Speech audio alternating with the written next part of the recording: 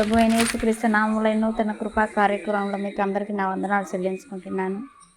ఈ ఆగస్టు మాసంలో మిమ్మల్ని అందరినీ మరొకసారి కలుసుకోవడం నాకు చాలా సంతోషంగా ఉంది. మనం ఈ ఆగస్టు మాసంలో దేవుని యొక్క వాగ్దానం చూస్తున్న వారిని మనం అందరం కూడా దేవుని వాక్యాన్ని ధ్యానించుకుందాం. ఈ మాసంలో దేవుడు మనకిచ్చిన ఈ వాగ్దానం ఏమనగా ఆగస్టు నెల వాగ్దానము యోబు గ్రంథము 5వ అధ్యాయము 9వ వాక్యము. ఆయన పరిశోధింపజాలని మహా కార్యములను లెక్కలేనన్ని అద్భుత క్రియలను చేయవాడు. ఆమేన్, హల్లెలూయా. ఈ వాక్యం మనం చూసినట్లయితే యోబుతో తన స్నేహితులు చెప్తున్న ఒక మాట ఉన్నది. యోబుతో తన స్నేహితుడైన ఎలీఫజు చెప్పిన ఒక మాట ఉన్నది. ఈ మాట యోబు గురించి మనము చాలాసార్లు మనకి అందరికీ కూడా యోబు గురించి మనం చెప్పుకునే వారిగా ఈ పరిశుద్ధ గ్రంథంలో మనం చాలా విషయాలలో కూడా మనం యోబు గురించి చెప్పుకుంటూ ఉండేవారిగా ఉన్నాం. యోబు లాంటి శ్రమలు ఎవరికి లేవు, యోబు లాంటి శ్రమలు మాకు కలిగి ఉన్నాయి. యోబులాగా మేము శ్రమలలో ఉన్నా కూడా ఆయన దేవుడని ఆయన వైపు చూసే వారిగా ఉన్నాము. ఇలా ఎవరికి తగిన రీతిగా వారు చెప్పుకునే వారిగా ఉన్నాం. కానీ ఇక్కడ మనం ఈ వాక్యం చూసుకున్నట్లయితే ఈ మాసంలో దేవుడు మనకిచ్చిన మాట, యోబు దేవుని భక్తుడని కూడా అందరూ కూడా యోబు గురించి అపవాదితో దేవుడే చెప్పుండడు, నా భక్తుడు, నీతిమంతుడు, యథార్థవంతుడు, నమ్మకస్తుడు, అలాంటి నా భక్తుడైన యోబుని నువ్వు చూసి ఉన్నావా అని చెప్పి దేవుడే అపవాదికి ఎవరిని పరిచయం చేశాడంట? యోబుని పరిచయం చేశాడు. అపవాది యోబుని పరిచయం చేసుకోవాలి, దేవుడు అపవాదికి యోబుని పరిచయం చేశాను. ఈ మాట మనం జ్ఞాపకం చేసుకునే వారిగా ఉండాలి. అపవాదికి దేవుడు యోబుని పరిచయం చేశాడు. అలాంటి ఆ సమయంలో మనం యోబు గురించి చూసుకున్నట్లయితే యోబు అన్నీ కూడా బాగానే దేవుని వైపు చూసే ఒక వ్యక్తిగా, దేవునికి నమ్మకస్తుడుగా, యథార్థత కలిగిన ఒక వ్యక్తిగా, బలులు అర్పణలు అర్పించుకునే ఒక వ్యక్తిగా, మంచి భక్తుడిగా యోబు ఉన్నాడని మనము ఈ యోబు అధ్యాయంలో చదివినట్లయితే మనకు కూడా తెలుసుకుంటూ ఉన్నాం. అలాంటి యోబు స్థితి ఏమైనది? యోబు ఎప్పుడైతే తమ బిడ్డలు అందరూ కూడా ఒక స్థలంలో సమకూర్చినప్పుడు యోబు ఏం చేస్తూ ఉండేవాడంట? తన బిడ్డలు తమ చూపుల ద్వారా, తమ క్రియ ద్వారా, ప్రవర్తన ద్వారా ఏదైనా తప్పు చేశారేమో, అందరూ ఒక స్థలంలో సంతోషముగా సమకూర్చబడ్డారు కాబట్టి దేవునికి ఇష్టం లేని పని ఏదైనా చేశారేమో, ఆ దోషం నా బిడ్డల మీదకి రాకమునిపే నేను మొదటి జామున దేవుని సన్నిధికి వెళ్ళి నేను బలి అర్పించాలి అని ఒక స్వభావం కలిగిన వ్యక్తి యోబు.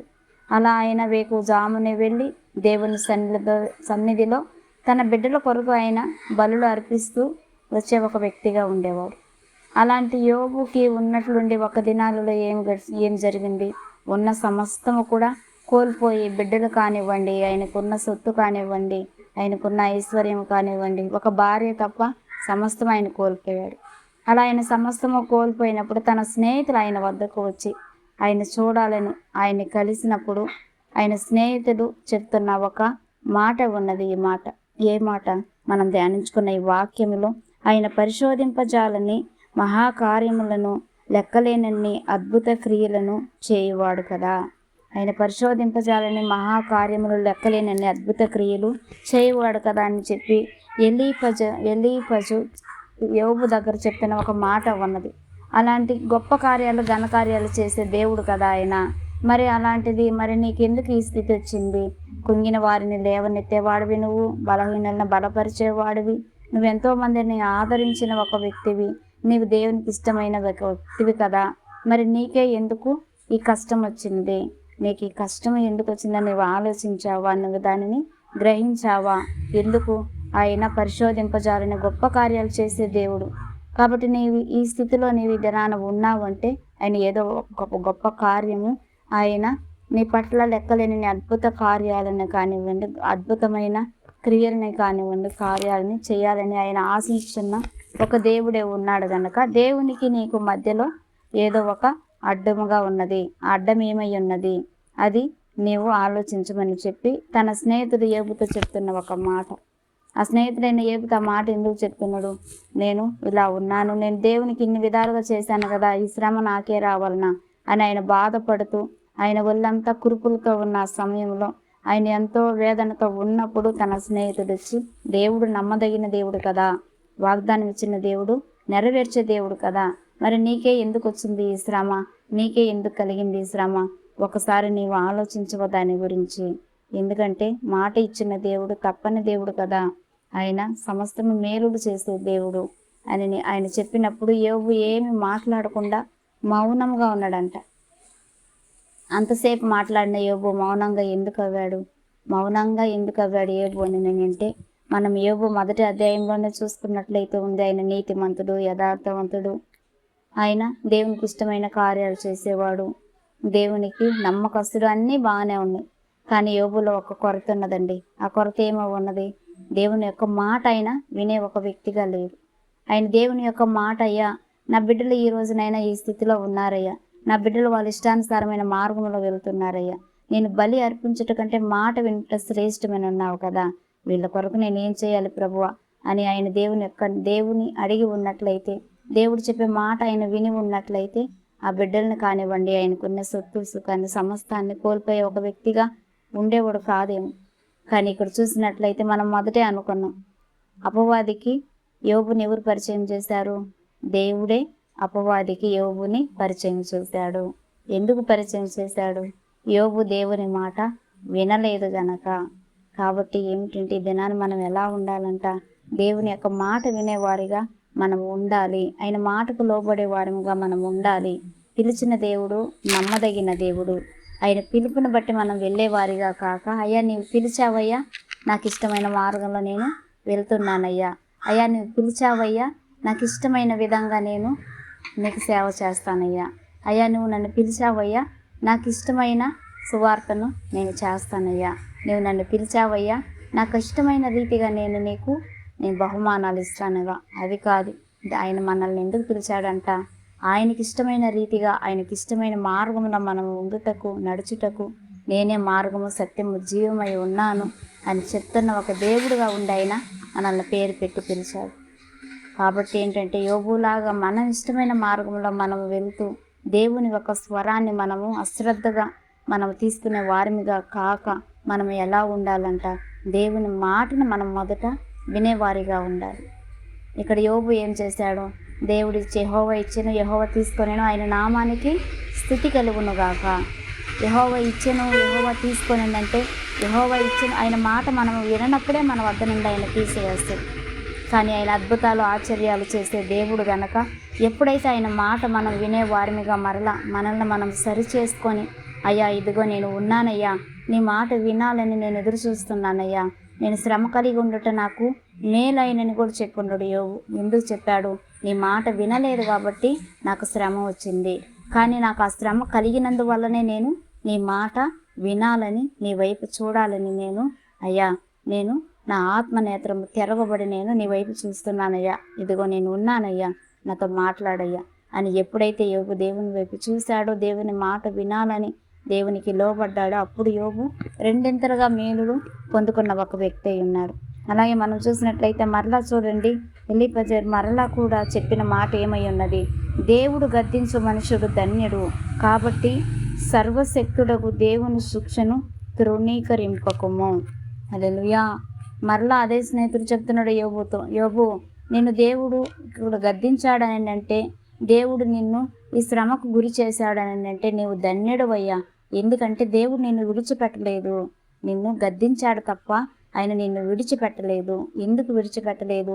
మరలా నీకు రెండింతల మేలులు చేయాలని చెప్పి ఆయన నిన్ను తన నీతి అనే దక్షిణ హస్తంతో ఆదుకోవాలని చెప్పి ఆయన నీ వద్దనే ఉన్నాడయ్యా, నీతోనే ఉన్నాడయ్యా.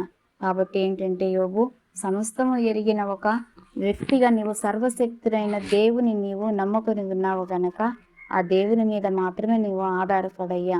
ఎందుకంటే ఆయన ఎవరై ఉన్నాడంట? ఆయన సర్వశక్తి కలిగిన దేవుడై ఉన్నాడు.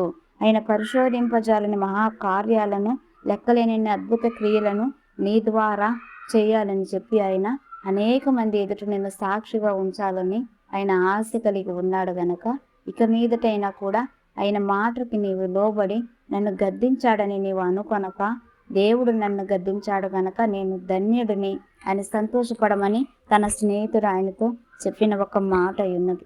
కాబట్టి ఈ మాట అయినా ఎందుకు చెప్పాడంటే, నేను నాకు ఏదైతే ఏ అపాయం నాకు కలుగుతుంది, ఏదైతే ఏ కీడైతే నాకు వస్తుంది, ఏది వచ్చునని నేను బహుగా భయపడితేనే అదే నాకు సంభవించినదని యోబు చెప్పున్నాడు ఇక్కడ. కాబట్టి ఏంటంటే, నీ భక్తి నీకు ధైర్యం పుట్టించదా? ఏది వచ్చినని నేను భయపడుతున్నా నాకు అదే కలిగింది, ఇది నాన్న కలిగినదని అంటున్నావు కదా. అప్పుడు దేవుని మీద యథార్థమైన భక్తి నీలో లేదా? ఆ యథార్థమైన భక్తి నీలో ఉన్నట్లయితే మొదట నీవు చేసేది ఏమై ఉన్నది? దేవుని యొక్క మాట వినే ఒక మనిషిగా ఉండి ఆ ధన్యతను పొందుకుంటావు.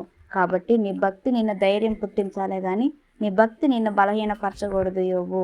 ఎందుకంటే ఆయన పరిశోధింపజాలని గొప్ప కార్యాలను, ఆయన లెక్కలేని అద్భుత క్రియలను చేసే ఒక దేవుడై ఉన్నాడు కనుక అది నీ ద్వారా ఆయన అనేక మంది ఎరిగే రీతిగా నేను ఒక సాక్షిగా నిలపాలనుకుంటున్నాడు కనుక ఎందు నిమిత్తము కూడా నీవు బలహీన పడక దేవుని వైపు చూసి దేవుని మాటకు లోబడి ఆయన మహిమపరిచే రీతిగా నీవు ఉండాలని తన స్నేహితుడు యోబుకు చెప్పిన ఒక మాట ఉన్నది. ఈ దినాన దేవుడు అదే మాట మనతో చెప్తున్నాడు. మన భక్తి మనకు ధైర్యం పుట్టించదా? ఆ భక్తి ఎలాంటి భక్తి అయితే మనకు ధైర్యం కలుగుతుంది? మనుషులను బట్టి మనకు భక్తి, డబ్బును బట్టి మనకు భక్తి, ధనాన్ని ధాన్యాన్ని బట్టి మనకు భక్తి, సంఘములో పెద్ద జనాన్ని బట్టి గుంపును బట్టి మనకు భక్తి, పెద్ద సంఘాన్ని బట్టి మనకు భక్తి. అవి కాదండి భక్తి అంటే. హృదయాంతరంగంలో సత్యం కోరుకునే దేవుడు ఆయన, సర్వశక్తిమంతుడై ఆయన మహాజ్ఞాని, అనంత జ్ఞాని అయి ఆయన ఒక్కరైన నీతిమంతులు కలరేమనని ఆయన కనుదృష్టి లోకమందు అంతటా సంచారం చేయుచున్నది గనక ఆయన కనుదృష్టిలో మనం ఉండేవారిమిగా, ఆ కొంచెం సత్యంలో మనం నిలిచేవారిమిగా, ఆయన మార్గంలో మనము నడిచేవారిమిగా, ఆయన వెలుగులో మనము నిలిచి అనేక మందిని ఆ వెలుగులోనికి నడిపించేవారిమిగా దేవుని మాట మనందరం విని ఆయన చిత్తానుసారముగా మన ప్రవర్తన అంతటి ఎంత జాగ్రత్త కలిగి ఆయన కొరకు కాచుకునే వారిగా మనం అందరం ఉందముగాక. దేవుడి మాటలను దీవించునుగాక. మనం ప్రార్థన చేస్తున్నాం. పరిశుద్ధాత్మగల మా దేవానికి వందనములు, స్తుతులు, స్తోత్రములనైనా. ఇదో ప్రభా స్తోత్రం. ఆగస్టు మాసంలోనైనా నీవు మాకు ఇచ్చిన ఈ వాగ్దానం కొరకు నీకు వందనాలయ్యా. అయ్యా ఆయన పరిశోధింపజాలని గొప్ప కార్యములను నాయన లెక్కలేనన్ని అద్భుత క్రియలను జరిపించి దేవుడై ఉన్నాడని ప్రభా యోబు స్నేహితుడు యోబుతో చెప్పిన రీతిగా నాయన పరిశుద్ధాత్ముడా అయ్యా నీ స్నేహితులుగా మమ్మల్ని నీవు జ్ఞాపకం చేసుకొని నాయన అయ్యా ఈ దినాన్ని నీవు మాతో మాట్లాడిన మాట వరకు నీకు వందనములు స్వామి.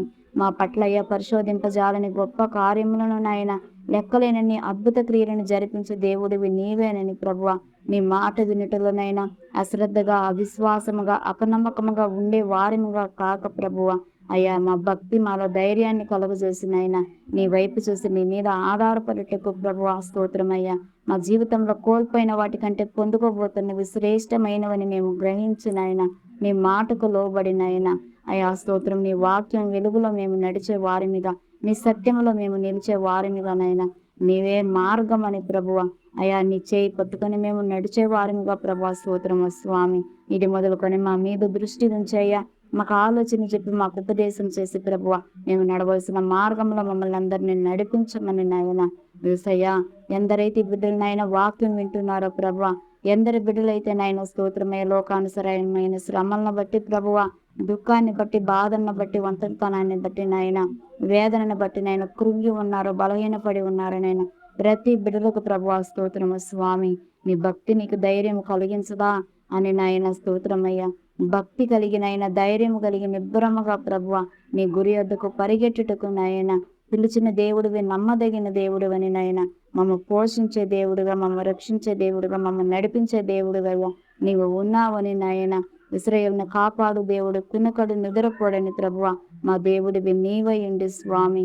అయా నాలో ఉన్న ప్రతి ఒక్క భీతిని తొలగింప చూసి నాయన అయా నీ ధైర్యంతో మమ్మల్ని నింపి నాయన నిన్ను మహిమపరిచే భాగ్యాన్ని కృపని ప్రతి బిడ్డలకి దయచేయండి, మాకు దయచేయండి.